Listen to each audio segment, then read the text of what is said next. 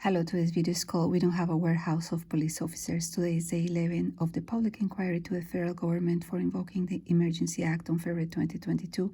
Today is October 27, 2022. The agenda for today is overview, key details, today's witness, and my point of view.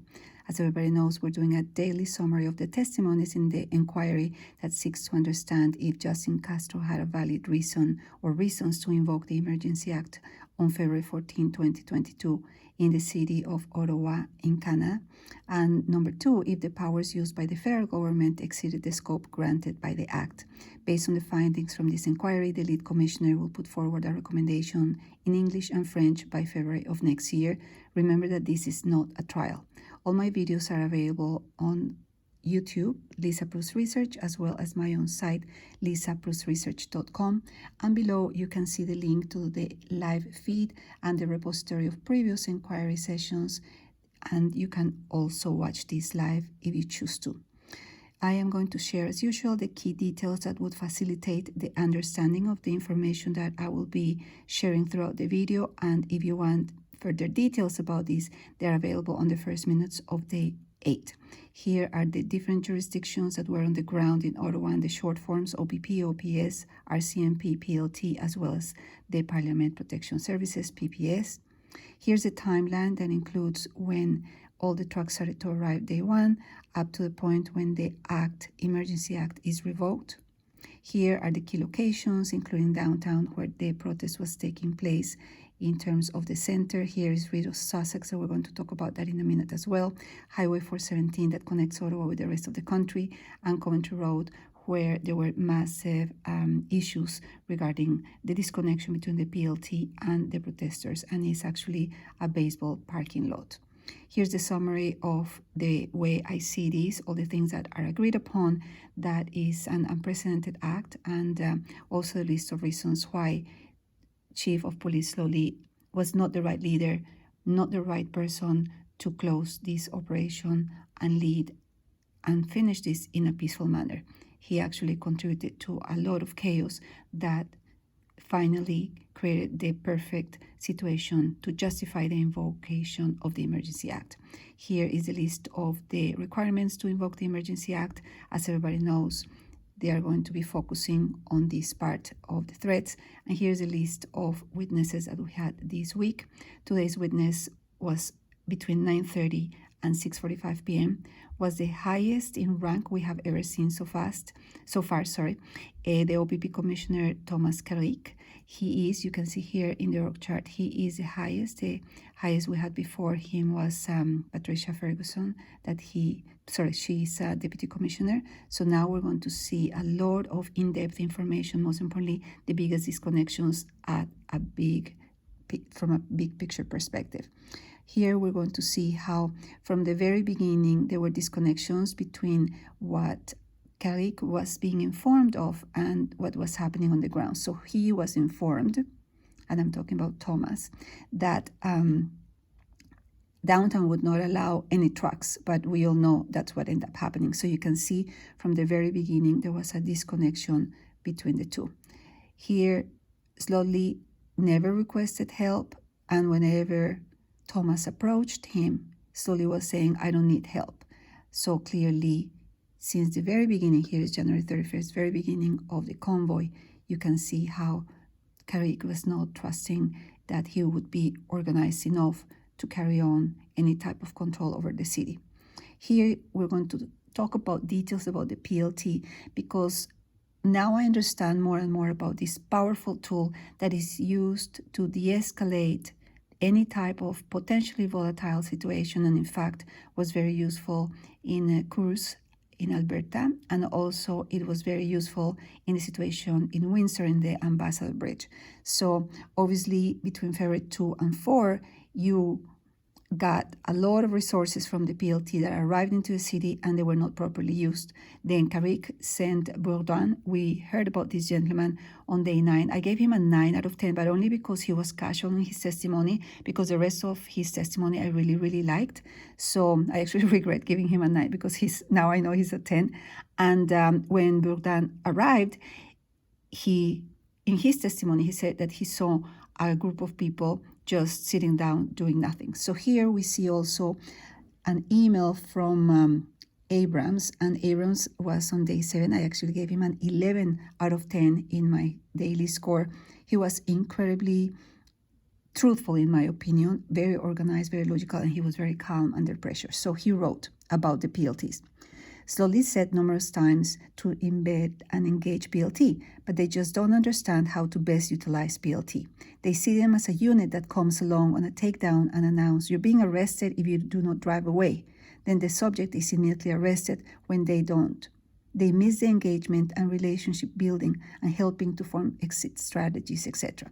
So you can see that Slowly either never engaged the services and they never engaged with PLT, which doesn't make any sense to me, or truly he wanted to create chaos and not engage them to make sure that he would secure the invoking of the Emergency Act. That's exactly where every day I just confirm he was just creating a setup to justify the invocation.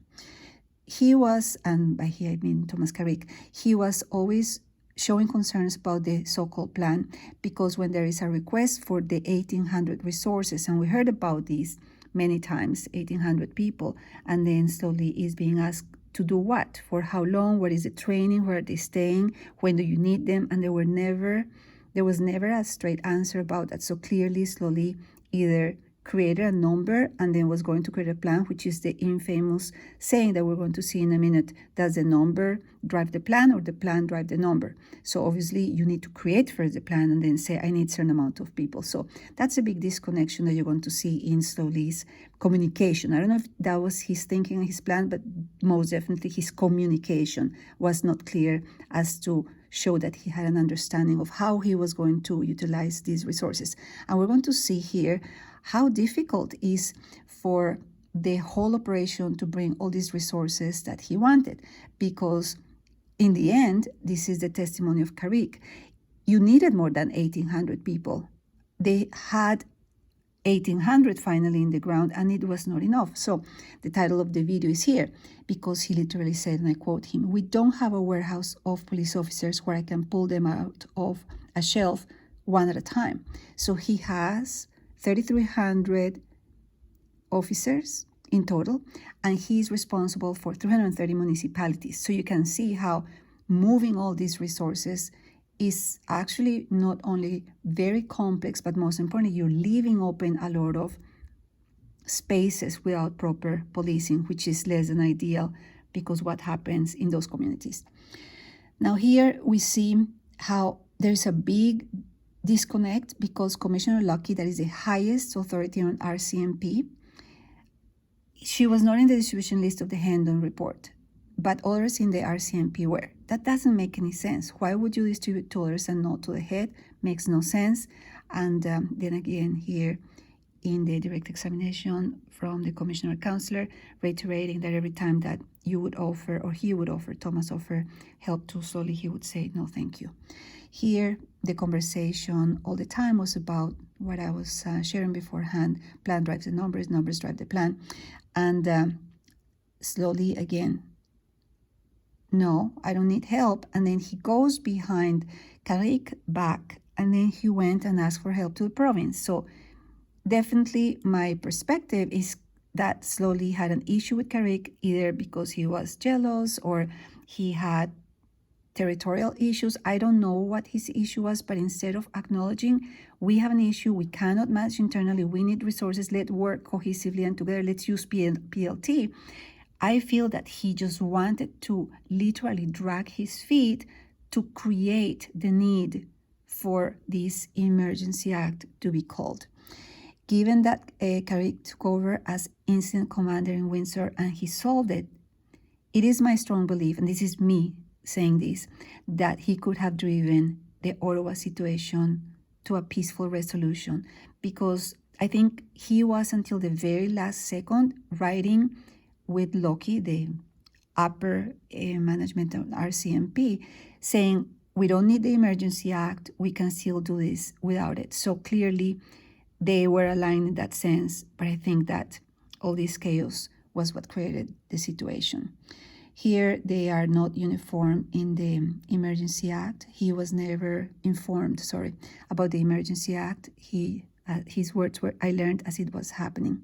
And then prior to Solly's resignation, Carrique was going to ask him to allow Carrique to take charge. Obviously, everybody was seeing that since February 13, he had an approved plan. And it was 15, and he had not done anything. So obviously, it's not working. You need help, or you need to be replaced, which is ultimately what ended up happening. Here, when we have in the cross-examination the government of Canada using children as an excuse for an Emergency Act, saying that the children would be protected with the Emergency Act, something that couldn't be done on regular circumstances. This topic of children, I really don't even want to get there because it's very sensitive, and we know what happens with children in Canada and everywhere in the world. Watch my videos regarding this.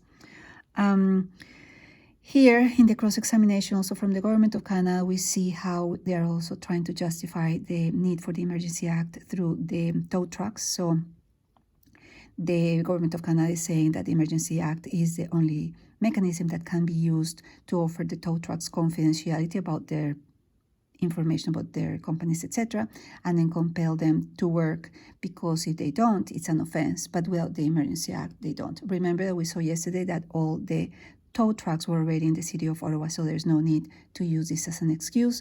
And he was presented again with a document he hasn't seen. This has happened 2 days in a row. Remember that that's not allowed, but the government of Canada does it every day. And here there was an invoice with a very strange number.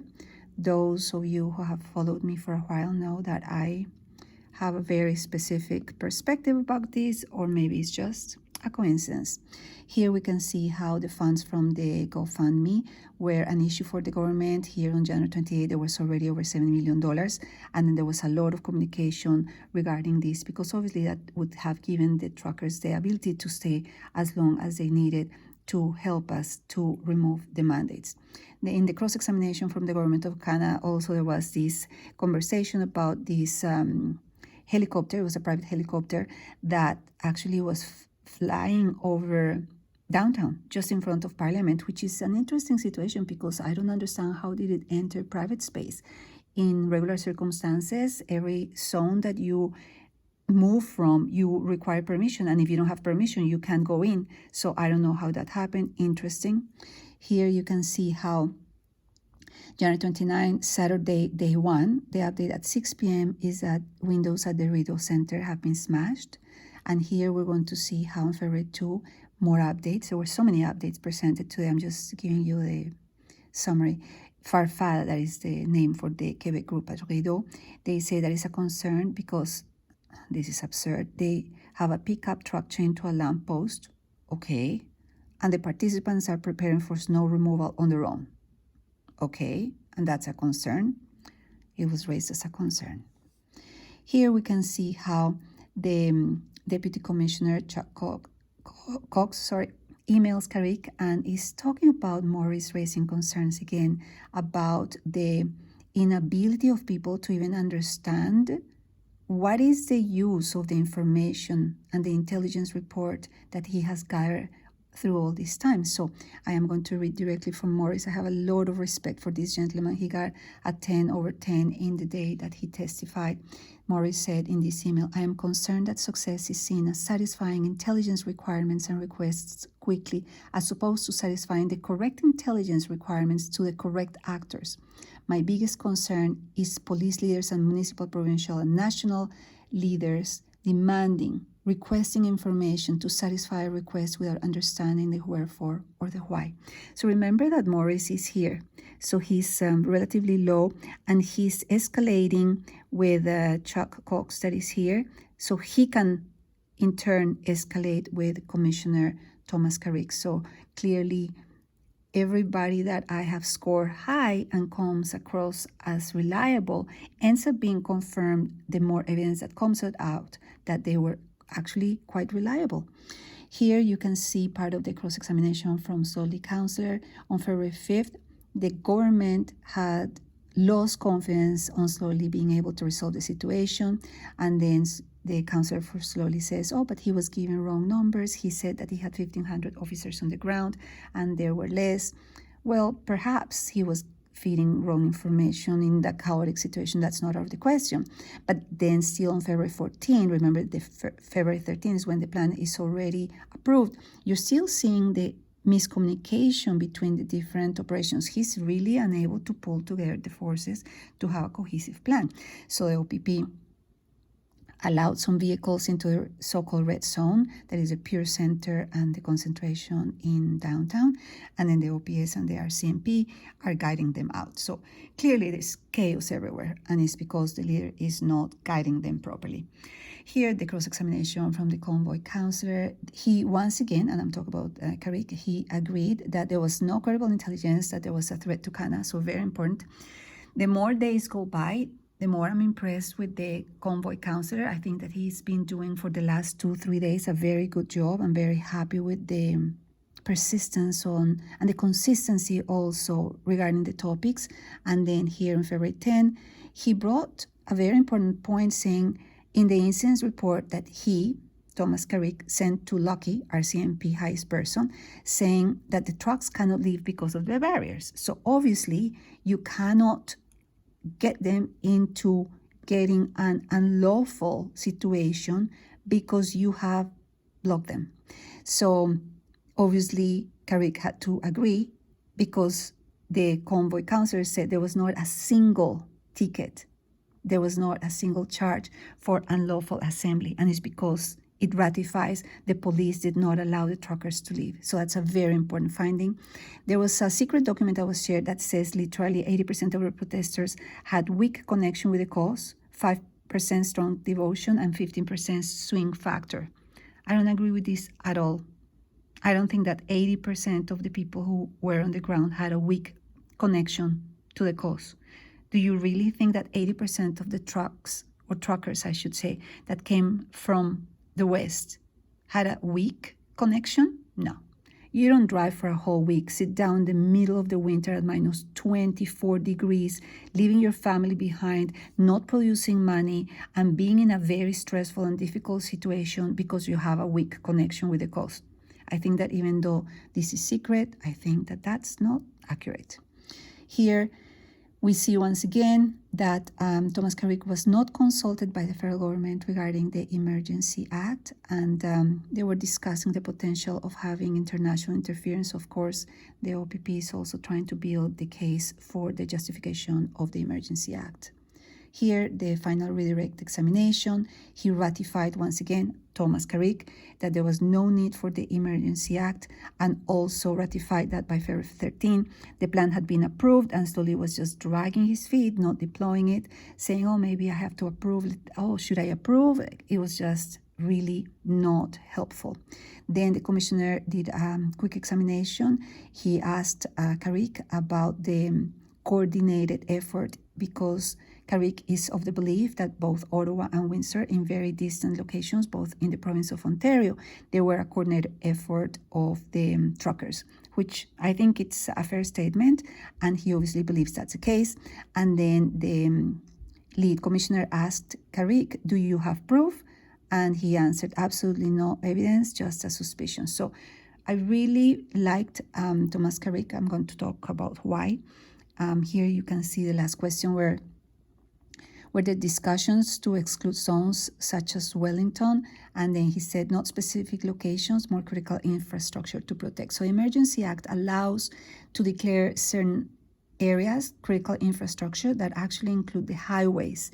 So you can, with the Emergency Act, remove anyone from the highways, from anything that is supposed to be critical infrastructure.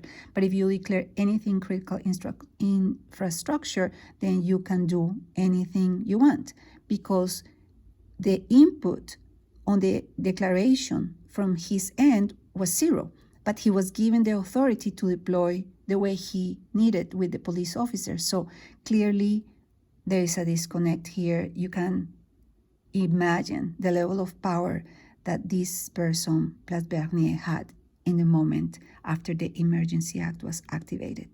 my point of view, I give to Carrique 10 over 10. He comes across as very truthful. He volunteers information every time there's a question. Instead of being short, he volunteers more information. So I really like that about him.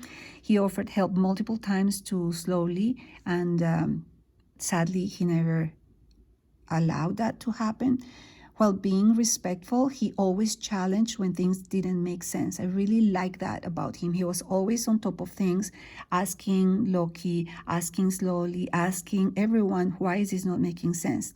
He also from day one saw the big picture, understanding there was a risk of staying, always understanding that the trucks were not going to be allowed in downtown, and also understanding that there were multiple fronts that had to take place. And that makes sense because of his level of jurisdiction and also his experience. He's been with the force for 32 years. So obviously he understands, and he manages over 300 municipalities. Obviously he has to see a big picture. And finally, I strongly believe if he would have been in charge as he was in Windsor, a peaceful resolution would have been entirely feasible. He would have get the plan approved faster, and if he would grab the plan from the 13 and he would have been confirmed as operational commander, I am 100% sure the Emergency Act would have not been required. It was the presence of Slowly that created that perfect storm, which takes me to tomorrow. Tomorrow is Slowly.